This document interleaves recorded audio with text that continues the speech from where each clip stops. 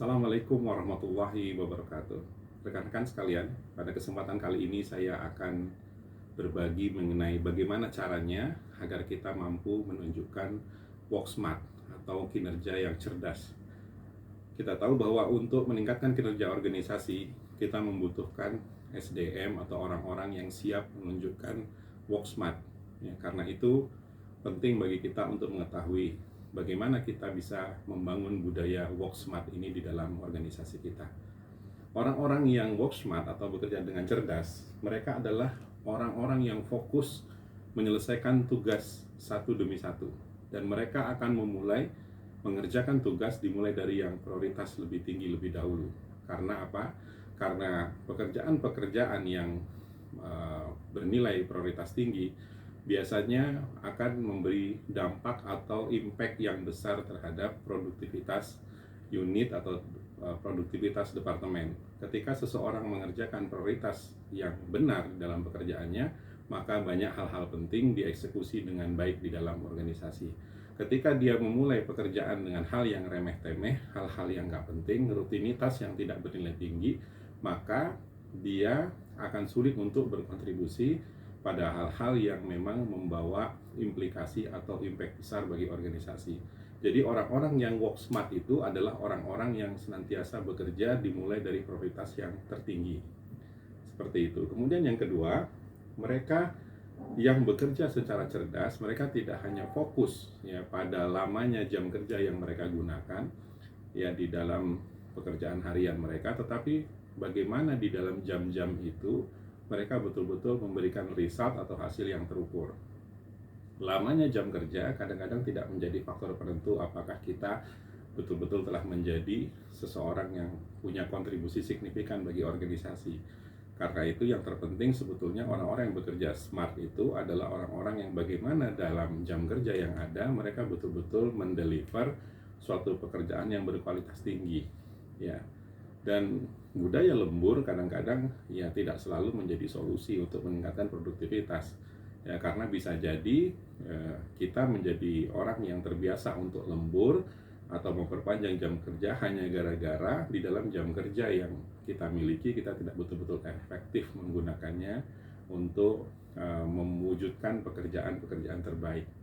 Kemudian yang ketiga, ketika kita ingin mewujudkan work smart ya di dalam budaya kerja kita sehari-hari, maka bila ada pekerjaan kita yang berkaitan dengan pihak lain, dengan orang lain, apakah itu rekan dalam satu tim ataupun rekan dari tim yang lain atau unit lain, maka kita harus betul-betul menindaklanjuti pekerjaan mereka secara efektif ya.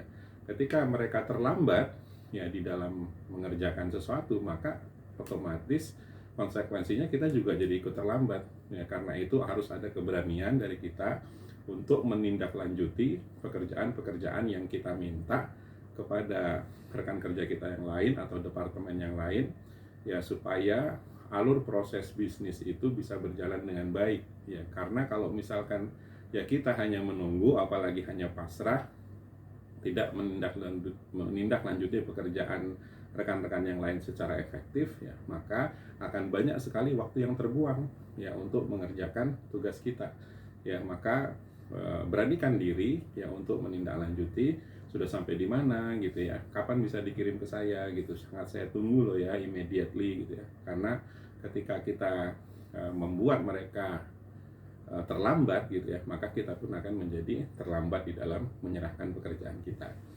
ya. Kemudian yang keempat, work smart juga berarti kalau ada tugas-tugas yang bisa Anda delegasikan, apalagi misalkan kita sebagai seorang pemimpin gitu ya, kita punya prioritas yang begitu banyak seabrek-abrek, dan kita melihat tim kita cukup mampu melakukan hal itu, mereka juga punya waktu, punya resources, sumber daya, dan mereka juga mampu untuk membantu kita, maka tidak ada salahnya pekerjaan-pekerjaan kita didelegasikan kepada tim kita agar kita bisa fokus pada hal-hal yang lebih penting dan lebih urgen lagi gitu ya. Karena ketika kita menggarap semua pekerjaan itu sendiri gitu ya, artinya oke lah, kita seperti seolah-olah menunjukkan kita tuh Superman, orang yang luar biasa, orang yang hebat dalam bekerja. Tetapi ya barangkali dengan menggarap seluruh pekerjaan kita bisa jadi ya, ada prioritas-prioritas lain yang tidak tergarap dengan baik oleh kita. Ya, karena itu mendelegasikan tugas adalah suatu hal yang sangat smart ya, di mana kita bisa fokus pada prioritas yang lebih tinggi, tapi juga di sisi lain kita ikut membantu tim kita untuk memberdayakan mereka, meningkatkan kemampuan mereka. Ini adalah sebuah proses yang tentu akan meningkatkan skill dan kompetensi mereka dalam bekerja.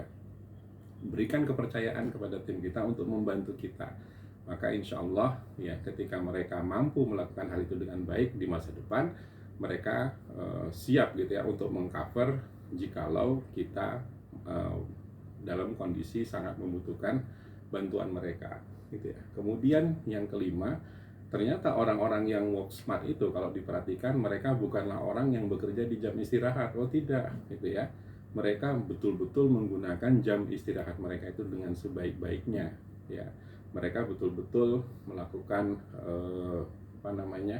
refresh ya, penyegaran ya, supaya mereka bisa kembali bekerja dengan baik. Jadi di dalam jam istirahat kerja mereka itu ya, mereka tidak melakukan hal-hal yang sifatnya kembali memeras pikiran, kembali memeras energi seperti itu, tidak gitu ya. Mereka mungkin akan keluar dari kantor ya, berjalan gitu ya, kemudian bersosialisasi, makan siang dengan rekan-rekan kerja gitu ya, bercanda, bersenda gurau dengan rekan-rekan gitu ya. Kemudian mereka kadang-kadang juga mencari waktu gitu ya, meskipun hanya 15 menit untuk tidur sejenak, istirahat gitu ya, tapi bukan lebih dari 15 menit gitu ya. Semua ini tujuannya adalah untuk mengembalikan energi sehingga mereka siap untuk bekerja kembali. Jadi orang-orang yang work smart itu bukan orang-orang yang mengabaikan waktu istirahat, makan dilewat, kemudian waktunya untuk refresh dilewat gitu ya. Bukan seperti itu. Mereka adalah orang yang betul-betul menggunakan ya proses istirahat itu betul-betul untuk mengembalikan dan memulihkan energi mereka sehingga mereka dapat bekerja secara lebih baik lagi.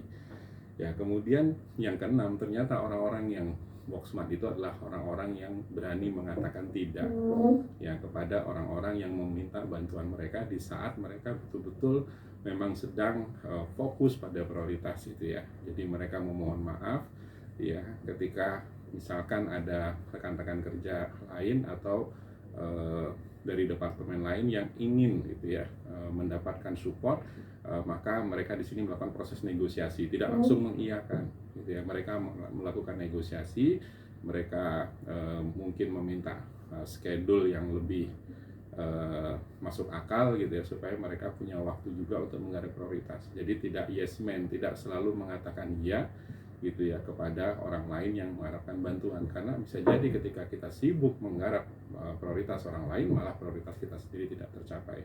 Mudah-mudahan dengan beberapa tips yang sederhana ini kita semua dapat mewujudkan work smart di dalam organisasi kita. Mari kita bantu tim kita agar menjadi orang-orang yang betul-betul fokus pada prioritas yang paling penting dan paling urgen di dalam organisasi kita, supaya organisasi kita bisa memperbaiki banyak hal. Sukses dan berkah selalu. Wassalamualaikum warahmatullahi wabarakatuh.